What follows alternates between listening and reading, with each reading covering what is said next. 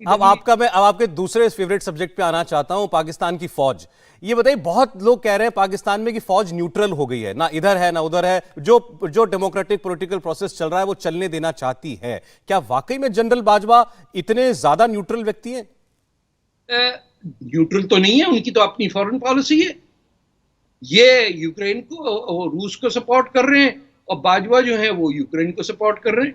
आपने ये नोटिस नहीं किया कि ये स्टेटमेंट आने की जरूरत क्या थी? क्या अमेरिका सर नहीं खुजा रहा होगा कि किन बेवकूफों से पाला पड़ गया कि आर्मी का चीफ, आप अंदाजा लगाए, आपके आर्मी का चीफ कह दे कि मोदी जी को जाने दो, हम सपोर्ट कर रहे हैं यूक्रेन को। अरे भाई, तुम पागल लोगों किधर से आ गए? ये वाकई इन लोगों को ये नहीं पता कि दुनिया हंसती इन पे, इनके लहजे पे हंसती, इनकी जबान पे हंसती, इनके कपड़ों पे हंसती। ये कहीं पब्लिकली आ जा नहीं सकते। अगर 10-12 बैठ जाएं तो ऐसे लगता है धोबी की दुकान है।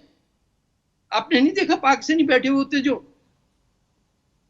they have become absolutely unacceptable in any international gathering। इसीलिए आप देखिए कि कहीं को बोलता भी नहीं है। एक जमाने में जमशेद मार्कर, आपके जुल्फकार अली भुट्टो, एमिनेंट स्पीकर्स, जैसे आपके यहाँ वीपी सिंह थे, ये लोग बोला करते थे, सुनते थे। तो अनपढ़ लोगों की, बेवकूफों की जमात खड़ी हो गई है।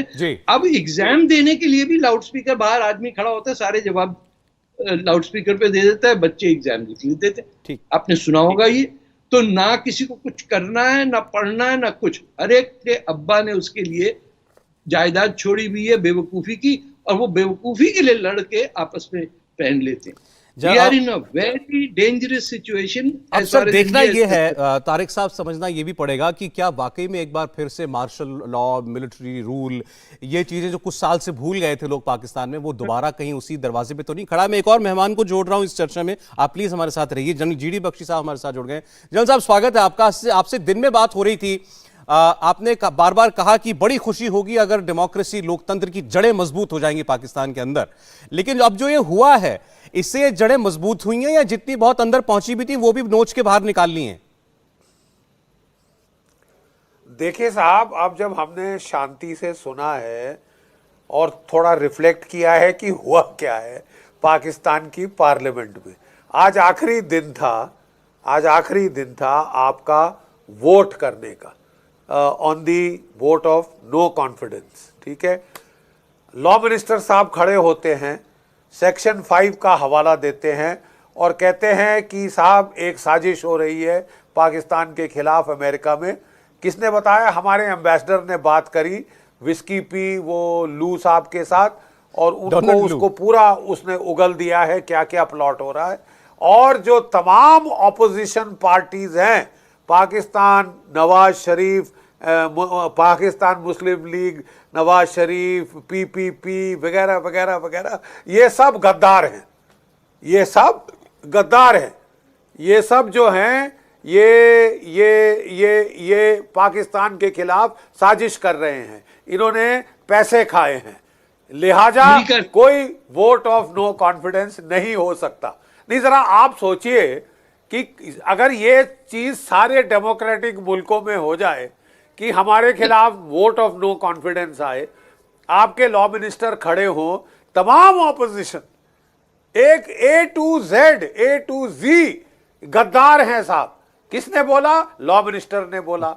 अब क्योंकि लॉ मिनिस्टर साहब है स्पोकन, क्या सवाल है vote of no confidence? Vote of no confidence cancel. ये एलिस इन वंडरलैंड साउंड कर रहा है। मतलब पहले तो हम भी थोड़ा सकपका गए, हक्का बक्का रह गए कि पाकिस्तान के कानून में क्या है। अब जब हमने भी थोड़ा ध्यान से देखा है कि हुआ क्या है साहब, ये तो एलिस इन वंडरलैंड से बड़ा है।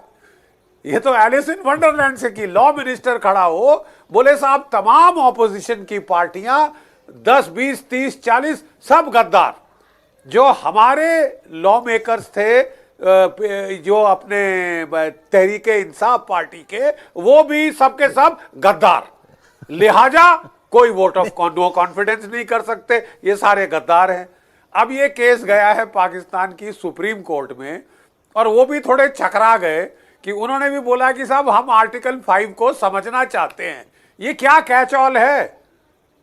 अब जो है जो अपनी पाकिस्तान में जो अपनी तहरीके इंसाफ पार्टी है वो कह रही कि योर लॉर्डशिप आप तो ये केस आर्टिकल 67 के तहत सुन ही नहीं सकते कि जो भी असेंबली में होता है वो आपके परव्यू के बाहर है, इसलिए हम जो करें, जो चमड़े के सिक्के चलाएं वो जायज। जनरल साहब, मैंने अभी थोड़ी देर पहले पीटीआई के एक नेता थे। नहीं, एक मिनट मैं खत्म कर रहा हूं, मैं 1 मिनट खत्म कर लूं। मैं कह रहा हूं कि ओनली थिंग जो कि जायज करी है इमरान खान ने, वो बोला है कि साहब पार्लियामेंट डिसॉल्व करें और नई इलेक्शन करें। Let the poor people of Pakistan decide, providing they are allowed to decide. वहां फ्री एंड फेयर इलेक्शन हुई है आज तक। पाकिस्तान की आर्मी ने बोल दिया हम नहीं इंटरफेयर करते। क्या वो बोलेगी हम इंटरफेयर करते हैं? वो साहब चुपचाप से कठपुतली नचाते हैं। आईएसआई पैसे लगाती है, स्लश फंड्स केवल आईएसआई के पास हैं।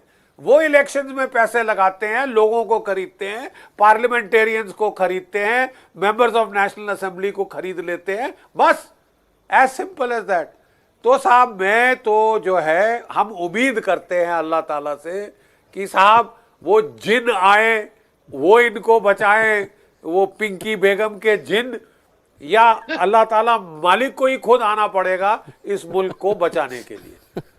हम चाहते हैं कि वहां डेमोक्रेसी हो जी, क्योंकि अगर डेमोक्रेसी होगी तो कम से कम पागलपन तो नहीं होगा। इंडिया टीवी हर वक्त हर जगह डाउनलोड करने के लिए सर्च करें India TV news Google play store या ऐप स्टोर पर।